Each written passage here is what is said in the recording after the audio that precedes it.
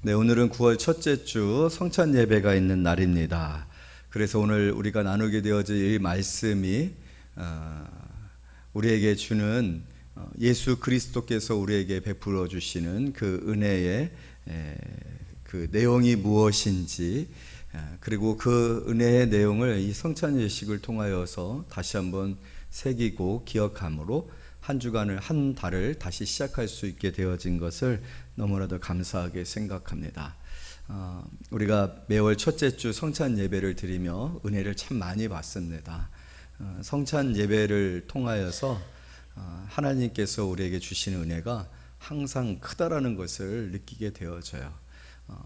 우리가 좀 하나님 앞에 준비되어지지 못한 마음이나 또 분주한 마음들, 때로는 어떤 성도들은 마음이 많이 상해 있어서 참 은혜조차도 받기가 힘든 그런 상태 가운데 있는 성도들도 있습니다. 그렇지만 예수님의 이 성찬 예식, 참 이 예수님의 성찬 예식을 통하여서 우리는 예수님의 그 십자가를 경험하잖아요. 예수님께서 이것은 내 몸이다, 내 피다 그러면서 떡과 포도주를 나누실 때의 그 마음은 참 남다른 것 같습니다.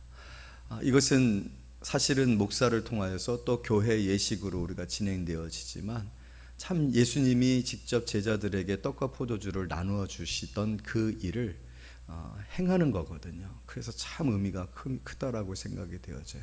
우리가 이스라엘 땅에 있지 아니하고 마가의 다락방에 있지 아니하여도 성령께서 우리 안에 예수님께서 제자들에게 행하셨던 성찬 예식을 적용시키시는 것 같아요.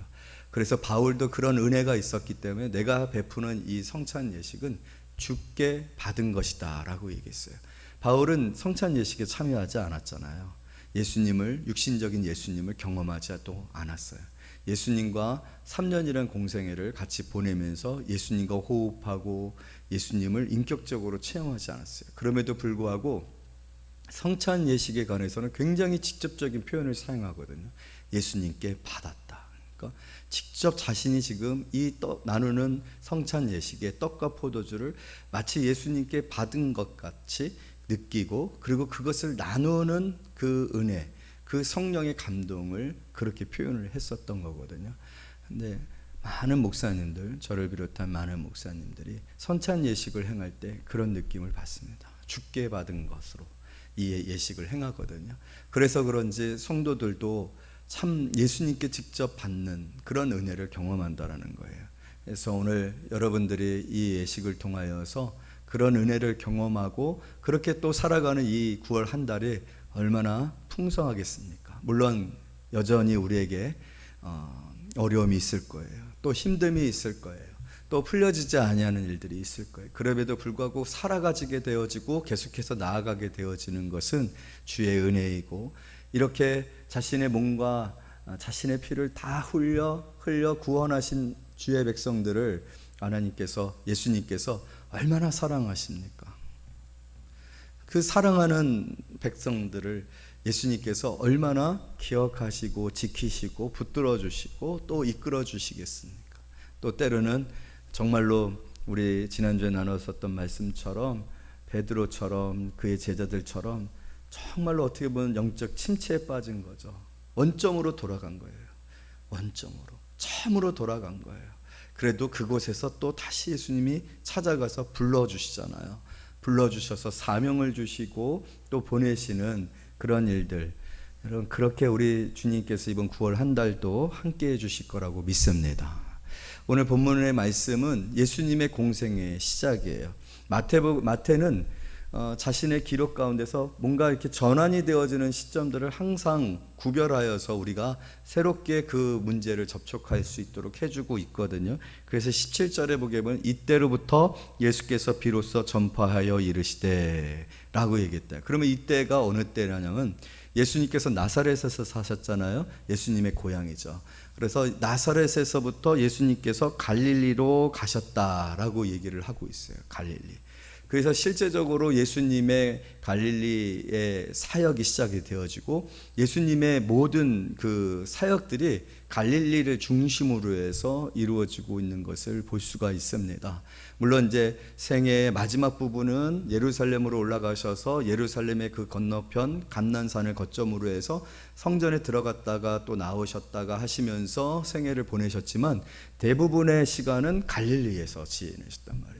예수님께서 대부분의 사역을 갈릴리에서 했어요. 우리의 성경에 기록되어져 있는 내용들이 대부분 갈릴리 지역에서 있었던 일들이거든요.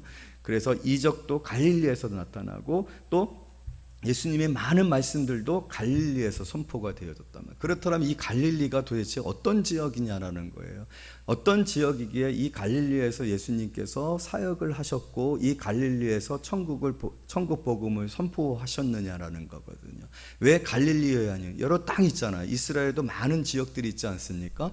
그런데 많은 지역 중에서 왜 하필이면 예수님께서 이 갈릴리 지역에서 사역을 하셨는가? 그것은 이 갈릴리 지역에서 사역을 해야 할 이유가 있기 때문인 것이겠죠. 이 지역을 중심으로 사역을 함으로 예수님께서는 앞으로 오는 모든 세대들에게 말씀해 주고 싶으신 거예요. 천국이 어디에 선포되어지는가? 천국은 지금 어디에 선포돼? 갈릴리에 선포되어지고 있습니다. 예수님이 오신 것은 이 갈릴리에 오셨다. 갈릴리에서 말씀을 전포하고 이적을 행하시고 병을 고치시고 귀신을 쫓아내시는 그런 일들을 행하신다라는 거거든요. 그렇다면 우리가 이 갈릴리가 어떤 지역인지를 알아야 되는데 마태는 예수님께서 이렇게 행하셨었던 일들이 구약 성경의 말씀이 이루어진 것이다 라고 얘기를 하고 있어요. 마태가 이렇게 얘기하고 있는 이유는 마태복음은 유대인들을 대상으로 해서 기록되어졌기 때문에 그래요. 그러니까 유대인 중에서 예수를 믿은 사람들에 대해서 쓰여졌기 때문에 굉장히 유대적인 그런 배경 속에서 예수님이 어떤 분이신지를 자꾸 확인시켜 주어야 할 필요가 있었다라는 거죠. 그래서 유대인들이 자신의 문화와 자신들에게 주어진 그 역사와 배경 속에서 예수님이 어떤 분이신지를 다시 한번 깨달아야 유대인 기독교인으로서 어떻게 살아가야 할지를 알게 되니까, 그러다 보니까 유대인들에게 있어서 가장 큰 사상이나 이론이나 철학이나 어떤 가치의 핵심이 구약이잖아요. 그래서 구약을 많이 인용을 합니다. 구약을 인용해서 바로 구약에서 이렇게 말씀하셨었던 우리의 선지자들이 모세가 여호수아가 우리가 아는 그분들이 계속해서 그의 성경을 통해서 그의 인생을 통해서 이야기하고 있었던 그 약속, 그 구원이 누구냐면 바로 예수님이다. 우리의 역사의 모든 것들이 예수님을 향하고 있다. 그렇게 말하는 거죠. 그러다 보니까 구약의 예언의 성취로 예수님을 설명을 많이 하고 있단 말이에요. 그러면 지금 이 부분, 갈릴리 지역에서 예수님의 대부분의 사역이 있었고 핵심적인 사건들이 다 이곳에 있어졌었던 이유가 무엇이냐면 바로 그것은 예수님이 구약의 이사야 선지자를 통하여 이런 말씀이 있었는데 그 말씀을 예수님께서 이루신 것이다. 그렇다면 구약의 이사야 선지자가 어떤 말을 했었느냐? 오늘 성경 우리 이사야서는 찾지 않을게요.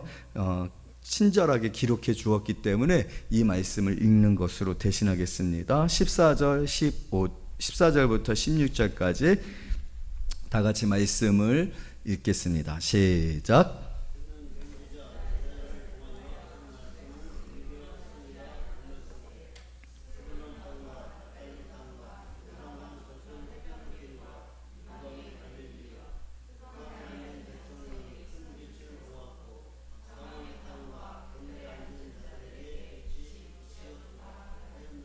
아멘. 지금 지역을 말하고 있고 그 지역의 상태를 은유적으로 표현을 하고 있고 그 지역에 어떤 변화가 일어났다라는 것으로 이사야 선지자가 지금 예언을 했단 말이에요. 그것은 무엇입니까? 스불론 땅과 납달리 땅과 요단강 저편 해변길과 이방의 갈릴리여, 갈릴리 지역입니다. 지금 이스라엘에게서 스불론 납달리 이쪽은 갈릴리 지역이에요. 그리고 요단강 저편 해변길 그리고 이방의 갈릴리여 하는 이 구체적인 표현을 통해서 이 지역이 어느 지역인지를 우리가 알고 있는데 지금 예수님이 여기로 가신 거예요. 나사렛에서 조금 북쪽으로 더 올라가면 갈릴리 가버나움이 있거든요. 그쪽으로 지금 올라가신 거예요. 지금 왜 올라가셨느냐? 이사야 선지자가 말하였었던 스불론 납달리 땅과 요단강 저편 해변길과 이방의 갈릴리, 이 지형이 나와야 되기 때문에 예수님이 올라가신 거예요. 그래서 지금 예수님이 그곳에 계신 거예요. 그런데 문제는 이 땅이 무슨 땅이냐 하면, 이 땅에 대해서 이사야 선지자가 뭐라면 흑암에 앉은 백성이라고 표현하고 있어요. 사망의 땅과 그리고 그늘에 앉은 자들에게, 이 세 가지 표현을 통해서 이 땅이 지금 행복한 땅이에요. 축복을 받은 땅이에요. 잘 되고 있는 땅이에요. 부흥하고 있는 땅인 거예요. 어떤 땅인 것을 알 수가 있겠어요? 이 땅이 지금 심각하게 황폐하고 절망 가운데 있고, 뭐라고 표현해요? 사망, 또 뭐라고 표현해요? 흑암, 이렇게 표현하고 있다. 빛이 없는 거예요. 그러니까 지금 스불론 납달리어 요단강 저편 해변길과 이방의 갈릴리어라고 하는 이 땅은 어떤 땅입니까? 저주받은 땅인 거예요. 빛이 하나도 없는 땅이에요. 불행한 땅에, 행복한 땅에, 웃음이 없는 그런 땅인 거예요. 그런데 예수님께서 거기에 지금 가신 거예요. 그렇죠? 거기에 가신 거예요. 그런데 이 땅에 어떤 일이 벌어지고 있어요? 큰 빛을 보았고, 그리고 그늘에 앉은 자들에게 빛이 빛이었도다. 그러면 지금 예수님이 이 땅에 가신 것은 어떤 의미예요? 이 땅에 큰 빛이 되어 주셔서 그 빛을 이 땅에 비추어서 이 사망의 땅에, 이 어둠이 가득 차 있는 땅에, 이 흑암의 땅이 어떻게 되는 거예요? 빛의 땅으로, 생명의 땅이 되어진다라는 그런 의미인 거죠. 예수님이 지금 갈릴리로 가셔서 갈릴리에서 행하셨었던 모든 일, 그의 생애 많은 부분들을 그곳에서 행하셨고, 말씀을 전하셨고, 이적을 행하셨고, 오병이어 여기입니다. 팔복 여기입니다. 바다를 잔잔케 여기입니다. 회당장 야이로의 딸 여기입니다. 다 여기에요. 여기. 여러분들이 웬만한 거 다 얘기하면 다 여기에, 여기서 일어났어요. 우리가 아는 예수님, 우리가 만나는 예수님, 우리가 예수님을 통해서 은혜 받는 사건들이 있을 거 아니에요. 어떤 분들은 오병이어를 통해서 은혜 받고, 어떤 이들은 그 제자를 부르신 그 사건에서 은혜 받고, 어떤 이들은 회당장 야이로의 딸이 죽었다가 살아난 것 때문에 은혜 받고, 어떤 사람들은 회당장 야이로의 딸을 구하러 예수님께서 치료하러 가실 때 혈류병 걸렸었던, 12해 혈류병 걸렸었던 여인이 예수님의 옷자락을 만졌는데 그 시로 즉시로 병이 나았던 사건들, 여기라는 거예요. 여기. 그러니까 여기에 놀라운 일이 지금 벌어지고 있는 거예요. 그러면서 예수님이 이때로부터 뭘 전했다? 천국을 보냈다. 사망의 땅이, 흑암의 땅이 지금 뭐로 변한 거예요? 천국으로 변해요. 갈릴리가 어둠의 땅, 흑암의 땅, 사망의 땅이었는데 천국으로 변해요. 그러니까 예수님이, 그러니까 지금 이사야 선지자가 말하는 구원을 말하는 거죠. 구원의 역사를 말하는, 빛을 말하고 생명을 말하고 있는데, 이 구원과 빛과 생명이 지금 오늘 이루어지고 있는 겁니다. 누구를 통해서? 예수 그리스도를 통해서. 참, 우리가 잠깐 이 흑암과 이 어둠과 이 이방의 갈릴리어라고 여겨지는 이 갈릴리 상황을 조금 우리가 좀 더 지리적인 측면에서 생각을 해보면, 사실 성지순례에서 갈릴리 지역이 하루를 갈릴리 지역에서 성지순례를 하게 되어지거든요. 그러면서 이제 많은 얘기를 듣게 되어지는데, 이스라엘에는요 3가지 길이 통과를 하고 있습니다. 그러니까 요단강 그 요르단 쪽으로 해가지고요, 저 북쪽으로 해서 왕의 대로라고 해가지고 사막길을 쭉, 그냥 진짜 쭉 길이 나 있습니다. 물론 중간에 산악이 있어서 그 산악을 이렇게 통과하는데, 우리나라의 산악도 보면 미시령이나 이렇게 그런 데는 이제 길이 나 있잖아요. 그런 길들이 있지만 대부분은 평지인데 그렇게 갖고 흑해까지. 그래서 흑해에서 지중해로 나가가지고 무역이 통로가 되어지고, 무역 통로가 되어지는 곳은 또 뭐가 있어요? 전쟁의 길이 되죠. 군사 물자들을 나누는. 그래서 제국이 나라 전쟁을 행하려고 했을 때, 그래서 뭐 바벨론이나 아시리아가 이제 애굽으로 갈 때 이 왕의 대로나 이 상업의 길을 이용한단 말이에요. 그래서 이거는 요르단 쪽에 있어요. 그러니까 이스라엘을 중심으로 해서 동편 쪽에 있어요. 그리고 이스라엘 이 산악 지역으로 족장의 도로가 있습니다. 이거는 아무도 잘 모르는, 이방인들이 잘 모르는, 왜냐하면 산길이니까 산길은 잘 안 가잖아요. 그런데 중요한 도로가 있어요. 해변도로거든요. 해변길, 지중해 해안길이에요.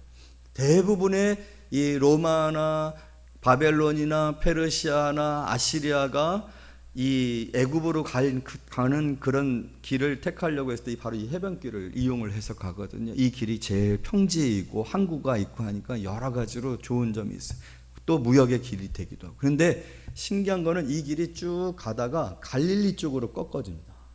그래서 갈릴리 지역을 통과해 가지고 다시 해변으로 나와서 길이 가죠. 그 정도로 갈릴리가 여러 가지 면에서 풍족한 것들이 있어요. 물도 있고, 갈릴리 좀 위쪽으로 보면 헐몬산 있다고 했잖아요. 거기에 물이 엄청나다라고 했지 않습니까? 그건 곡창지대. 그래서 갈릴리 지역은 해발 800m 정도 돼요. 그러니까 여러분들이 생각할 때 대관령이라고 생각하시면 돼요. 대관령 보면 이렇게 산 능성들이 이렇게 있잖아요. 그런 식으로 갈릴리 지역이 있고 그 중간에 호수가 있는 거거든요. 그러니까 이 해변길이 갈릴리를 통과한다는 것은 어떤 의미를 가지고 있어요? 그러니까 그 무역의 그런 중심지가 되어지기도 하지만 제국들이 그 갈릴리 지역을 통과해서 가게 되어진단 말이에요. 여러분, 갈릴리를 통과해서 갈 때 지나만 가는 거 아니잖아요. 고속도로 우리 지나처럼 뭐 그냥 순간 지나가는 게 아니라 가면서 걔네들이 하는 짓이 뭐예요? 도시 세우고 또 문화가 교류가 되어지고, 그렇게 하다 보니까 이 갈릴리 지역은요, 어떤 지역이냐면 열려있는 지역이에요. 열려있는. 예루살렘은 닫혀있는 지역이에요. 유다 지역은 닫혀있는 지역인데 갈릴리는 열려있어요. 그래서 오고 가는 거예요. 그리고 침략 당하는 거예요. 그러면서 이 땅이 어떤 땅이 되어집니까? 특별히 아수르 정책이 뭐냐, 이방 민족들을 자기가 정복한 나라에 이주시킵니다. 그래서 문화를 완전히 혼합시켜 버려요. 그러면 문화가, 자기 문화가 있게 되어지면은 자주 독립을 외치거든요. 그 문화를 확 섞어 버리는 거예요. 그런데 어떤 곳으로 문화가 흘러간다? 길을 따라가는 거예요. 그러니까 이 갈릴리 지역이 이스라엘 사람들에게 있어서는 어떤 땅이, 여기는 우리 땅은 아니다라는 거예요. 그래서 오늘 성경에 보면 해변길 나오죠. 또 무슨 얘기 나와요? 이방인의 갈릴리라고 합니다. 이방인의 갈릴리. 이 갈릴리라는 말 자체에도 지역이라는 의미가 있어요. 지역, 말 뜻에. 그러니까 거기라는 거예요. 거기는 거기야, 그 식이야 라는 식의 표현이에요. 그러니까 이방인의 지역으로 여겨지는 그런 지역이란 말이에요. 그러다 보니까 이스라엘 백성들이 생각할 때 이 지역은요, 영적으로 타락한 지역이에요. 그리고 또 아수르 때의 그런 정책으로 해서 이 지역은 완전히 혼합주의가 가득하고 우상이 창궐하던 시대예요. 그리고 이것이 상업적으로 굉장히 발달했던 지역이라고 했지 않습니까? 여기가 굉장히 휴양지로도 좋거든요. 그러니까 어떤 문화가 발달돼? 여러분, 그 경제가 발달하면요, 빈익빈 부익부가 생깁니다. 그러니까 노예 제도가 있고, 많은 사람들이 피폐하고 세금을 빼앗기고 착취당하고, 그래서 이 갈릴리 지역 사람들이 삶이 공고한 거예요. 영적으로도 공고해요. 그래서 그것을 성경은 뭐라고 표현을 하고 있는 것입니까? 흑암이다, 어둠이다, 사망이다 라고 그렇게 표현을 하고 있는 거예요. 그런데 예수님께서 여기를 왜 사역의 중심지로 삼았느냐? 또 두 번째 의미는, 여러분, 이 지역이 아까도 말씀드린 것처럼 해변길이 지나간다고 했잖아요. 열려있는 길이라고 했어요. 그런데 유대 그 지역은 산지 지역이고 예루살렘은 산 꼭대기에 있거든요. 그러니까 닫힌 지역이에요. 외부로부터 뭐예요? 이렇게 들어오고 나가는 것이 어려워요. 지형적으로. 그러다 보니까 어떤 부분이 있냐면, 이 열린 지역은 예수님이 복음을 전했을 때 수용력이 빨라요. 수용력이. 그러니까 예를 들면 우리나라 부산 같은 경우는 항구잖아요. 항구니까 일본 문화가 제일 먼저 들어오면, 제일 먼저 변화되어지고 문화가 수용되어지는 곳이 부산, 열려있기 때문에 그런 거거든요. 그런데 이런 대구라든지 이런 산지 지역이라든지 강원도, 그런데 어때? 문화가 접촉할 수가 없잖아요. 그러니까 폐쇄적이 되어진다.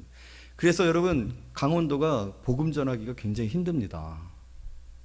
그러니까 이 갈릴리는요, 메시지를 전하면 사람들이 하도 이제 뭐든지 다 듣고 뭐든지 좀 받아들이고 하는 그런 문화다 보니까 예수님이 메시지를 전했을 때 그 메시지에 대한 수용력이 높다 보니 하나님의 귀한 말씀들을 전하니 그 말씀에 많은 사람들이 듣고 참여하고 함께하고 오병이의 기적 때도 한번 보세요. 사람들이 그렇게 예수님께 와가지고 말씀을 시간 가는 줄도 모르고 듣는 그런 모습들을 볼 수 있잖아요. 그런 의미에서 이 지역이 예수님의 사역을 시작하기에 유익했었던 부분이 있었다라는 거죠. 그러나 중요한 것은, 핵심적인 것은 뭐예요? 예수님이 왜 여기서 이토록 이런 사역들을 하셨을까요? 그래서 여러분, 예수님의 하나님의 나라의 그 삶을 전파하는 게 팔복이잖아요. 팔복. 거기에 보게 되면 애통하는 자, 심령이 가난한 자, 긍휼히 여김을 받는 자, 다 뭐예요? 고통당하고 소외되어지고 상처받은 그런 내용들을, 그런 대상들을 향하여 예수님이 천국의 복을 말씀을 하시는 이유가 바로 이 갈릴리 지역의 그러한 상태를 대변해 주고 있는 것을 우리가 알 수가 있습니다. 결론적으로 말씀을 드리면, 왜 여기에 천국 복음이 선포되어져야 되는가? 왜 여기에서 예수님께서 모든 생애의 대부분을 이곳에서 사역하셨는가? 그것이 바로 예수님의 사역의 목적이 무엇인지를 우리에게 보여줘요. 왜 예수님께서 이러한 일들을 행하셨는가? 결국 저와 여러분이 죄 가운데서 살아가는 삶이 바로 이 땅에서 살고 있는, 이 갈릴리 지역에 살고 있는 이 사람들과 같이 흑암의 백성들, 빛이 없는 백성, 사망 가운데 있는 백성들, 빛이 없더라고요. 여러분, 예수님은 신약 성경을 통하여서 무엇으로 계시가 되어주고 있어요? 참 빛으로 계시가 되어주고 있죠. 그러니까 우리가 살아가는 인생들을 한번 생각해 보기를 원해요. 우리가 생각하는 우리의 인생들이 얼마나 어둡습니까? 암담합니까? 불안합니까? 확실한 것이 없지 않습니까? 여러분, 우리나라 지금 굉장히 어려운 상황 가운데 있습니다. 고환율 시대에 또 수출은 저조하고 물가는 오르고 있고 정치는 안정되어 있지 아니하고 자원은 없고, 또 우리의 인력 구조를 보게 되어지면 너무 많이 똑똑해졌어요.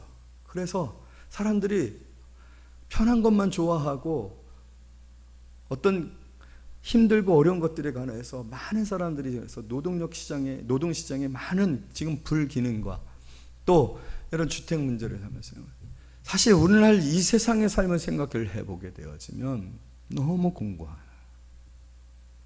너무 공고해요. 빛이 없어요. 빛이 어둡습니다. 깜깜합니다. 사실 이 근본 원인은 어디에 있습니까? 죄 아래에 있기 때문에 그렇거든요. 죄 아래에 있기 때문에. 그리고 그 죄 아래 살아가는 삶은 사실 사망에 이르는 삶이라는 거죠. 육신의 생각은 사망이니라 하였었던 그 삶 가운데 있는 우리들의 삶에 해답이 없는 거예요. 빛이 없는 거예요. 그런 우리에게 예수님이 오신 것입니다. 그런 우리에게 하나님께서 예수님을 보내셔서 오늘 성경에 이 말씀이 이루어졌느니라. 스불론 땅과 납달리 땅과 요단강 저편 해변길과 이방의 갈려 흑암에 앉은 백성이 큰 빛을 보았고 사망의 땅과 그늘에 앉은 자들에게 빛이 빛이었도다. 할렐루야. 소망 없는 우리에게, 빛 없는 우리에게 어떠한 그런 기대도 없었던 저와 여러분의 삶에, 사실은 우린 죄의 저주 아래서 우리에게 주어진 이 운명 속에서 살 뿐이에요. 순간 지나가면서 참 인생이 짧다라는 생각을 합니다. 정말 인생이 짧더라고요. 벌써 9월달이에요. 정말 빨라요. 얼마나 세월이 빠른지 모르겠어요. 이러다 보면 금방 내년 됩니다. 지금 우리 2022 시대를 살고 있어요. 영화에서 2022가 나왔던 때가 있었거든요. 진짜 먼 때였어요. 그때에서 영화는 흑백 영화였는데 그때 막 은색 옷 같은 거 입고 뭐 머리에 뭐 이렇게 그 우주인들이 쓰는 이런 우주복에 뭐 이렇게 뾰록 전자는 안테나 같은 거에서 반짝반짝거리고 뭐 삐리삐리하는 그런 영화를 봤었거든요. 우리가 어렸을 때. 근데 지금 그 시대를 우리가 살고 있어요. 100년이 참 짧다. 우리 청년들은 잘 이해가 되어지지 않겠지만 이제 어느 정도 40대, 이제 40대에 가까운 분들 이렇게 생각해 보면 시간이 얼마나 빠른지 모릅니다. 할 게 없어. 뭘 할 수 있는 일이 없어. 저주예요. 그리고 아담과 하와가 900세를 살았습니다. 900세를. 죄 짓고 나서. 죄 짓기 전에는 죽는다는 걸 상상하다. 사실 우리에게 주어진 인생의 축복을 우리가 죄를 지음으로 말미암아 다 던져버린 거예요. 100년이란 이 짧은 인생. 근데 이 짧은 인생조차도 행복한 날 많지 않습니다. 참 우리는 흑암에 앉아 있어요. 어둠 가운데 있어요. 이런 인생에게 하나님께서 아들 예수를 보내주신 거죠. 이 갈릴리 어둠의 땅에 아무런 소망도 없고 다 열심히 일해도 세금으로 떼어가고 나쁜 놈들한테 다 뜯기고 정말로 쥐꼬리만한 그거 가지고서 살아가고 바둥대는 그것마저도 또 이방의 침략에 계속 있어서 이스라엘이 역사적으로 800회의 적게 침략을 받았다면 계속 유린당하는 거예요. 그런데 그 유린을 당할 때 시작이 되어진 땅이 갈릴리 땅이니 여기가 살만한 땅이겠어. 뭘 하나 하려고 하면 무너지고 뭔가 좀 세우려고 하면 무너지고 뭔가 좀 채워놓으면 다 뺏기고 아무런 지옥과 같은 인생 땅이죠. 거기에 예수님이 오신 것이에요. 빛으로. 우리의 그러한 인생에 예수님이 빛으로 오신 거예요. 하나님이 우리를 구원하시고 사랑하시고 영원한 생명으로 살아가시도록 천국을 우리에게 허락하시고자 아들 예수를 누구에게? 이스라엘에 많은 지역이 있었지만 가장 소외되어지고 아웃사이더고 아무도 인정하지 아니하는 무시당하는 땅, 그냥 탁 지나가면서 짓밟히는 땅, 마차에 짓밟히고 말에 짓밟히는 그 땅, 이런 군인들이 지나가면 거기에 사생아들이 생겨요. 사생아들이 다민족화가 되어진단 말이에요. 이스라엘에게 있어서 다민족은요 어떤 의미예요? 이방인들은 어떤 의미예요? 사마리아를 어떻게 개같이 여겼단 말이에요. 짐승 취급했어요. 짐승 취급을 받았던 그 땅에 생명을 주고 참된 하나님의 형상의 회복을 이루시고 천국을 만드시는 그 일을 하기 위해서 내가 이 땅에 왔다라는 것을 예수님이 자신의 인생의 생애를 통해서 보여주신 거예요. 놀라운 일을 행하셨죠. 할렐루야. 여러분, 우리에게 얼마나 버라이어티한 영적인 축복들이 약속되어져 있는 줄 모릅니다.